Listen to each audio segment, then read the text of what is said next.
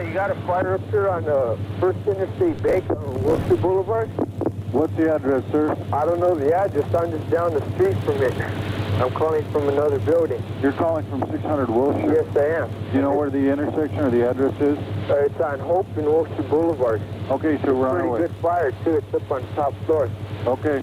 The first calls came in at 10:37 p.m., and within a minute, several units were rolling.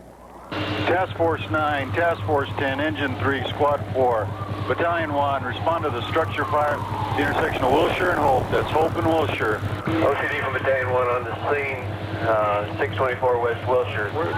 We have fire showing from several windows.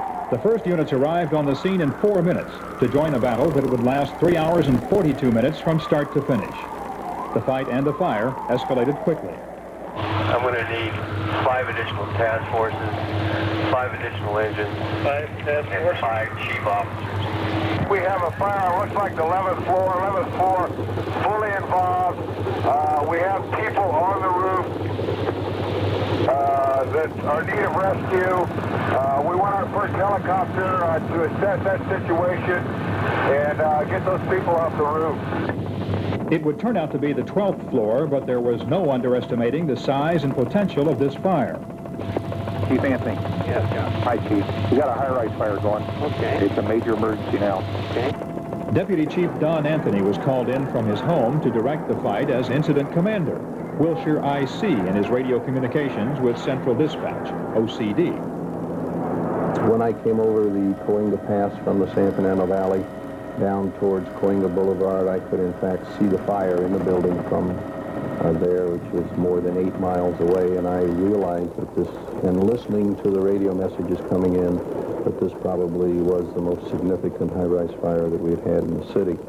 It was, in fact, the tallest building in the city, the 62-story First Interstate Bank, and the size of the fire would continue to grow.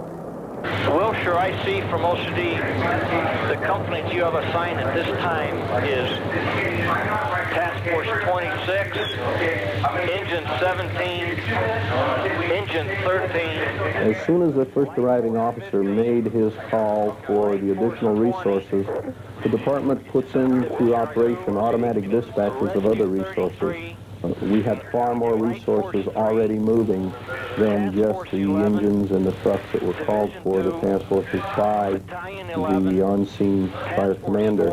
I think all of the senses tune up. I think that people, the adrenaline starts to flow. We react in emergencies, and we react better in emergencies. And one like this, everything just comes into play and starts to flow, and people just really get into doing those types of things that they're trained to do. And yourself, Battalion 1. At 23:22, 45 minutes after the first call, this was Wilshire IC's assessment.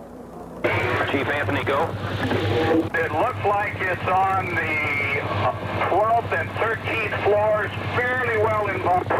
Got all of pretty much of the 10th, the 12th floor. We don't have the 13th yet. However, we do have water moving on to the 13th floor now. And here's how the battle was staged.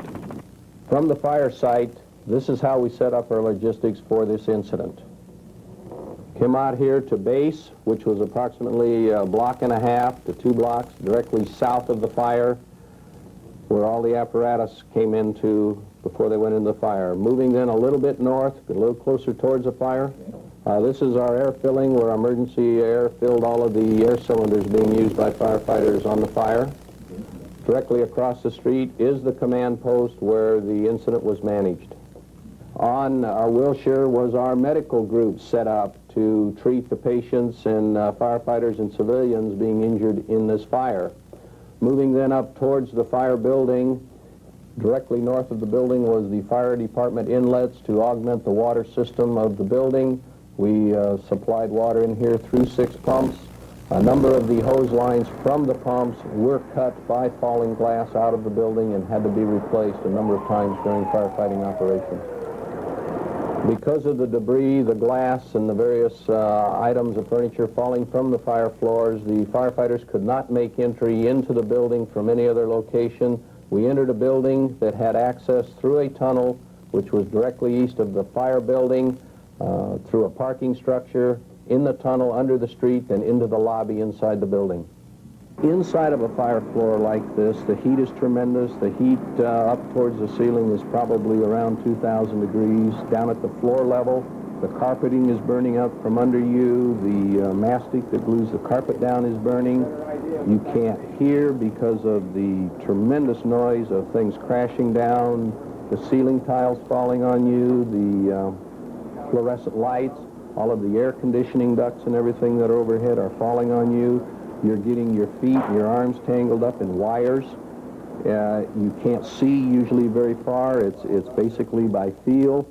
The heat is tremendous even down at floor level. If an individual in that environment would say stand up, and they would probably be severely burned, and if they didn't have a breathing apparatus on, 1 or 2 breaths at the smoke at that level or the heat is probably in excess of 700 degrees, and about 2 breaths and you're dead.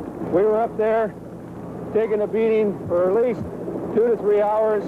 We didn't know what the progress was. We were on the fire floor. We were totally lost, and it just took all of our strength, courage, and hanging in there to get on top of that thing. We were overwhelmed from the time we got there.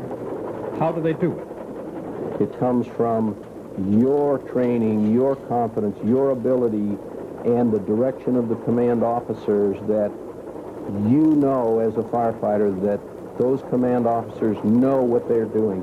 They know where the fire is. They know where you are on that floor. You hope that they know what you're experiencing. The firefighters entered the building through the access tunnel carrying all of their firefighting equipment, their air bottles, their hoses, all of their forcible entry tools, came into the building, below ground, over to the stairwell. And the firefighters then, after checking the lobby, go up the stairwell, cut across, go up the scissor-type stairwell all the way to the 10th floor, which is our staging area. They are checked into staging area, and staging is set up 2 floors below the fire. Roger, we have a one male, looks apparently either isolated or not moving or trapped on this floor. There were, in fact, 40 people inside the building when the fire broke out, mostly maintenance personnel. Some got out on their own after frightening experiences. We cannot see the stairs exit from the smoke. Where are you at? What floor? The floor, Where did you go? down the stairs. Thank God. I found the stairs, and we go down the stairs. 8 people were taken from the roof by both police and fire helicopters. 1 man was killed, trapped in an elevator. At 12:18, after an hour and 41 minutes, came one of the first encouraging words from an air observer. South side of the building right now looks like it's laying down pretty good. I only see 1 floor showing up. 1 floor showing fire right now. Finally, flames that had been lapping steadily upward were laying down. But inside, it was a different story. From inside the building, the firefighters in towards the inner core and that are still taking a tremendous beating in the heat.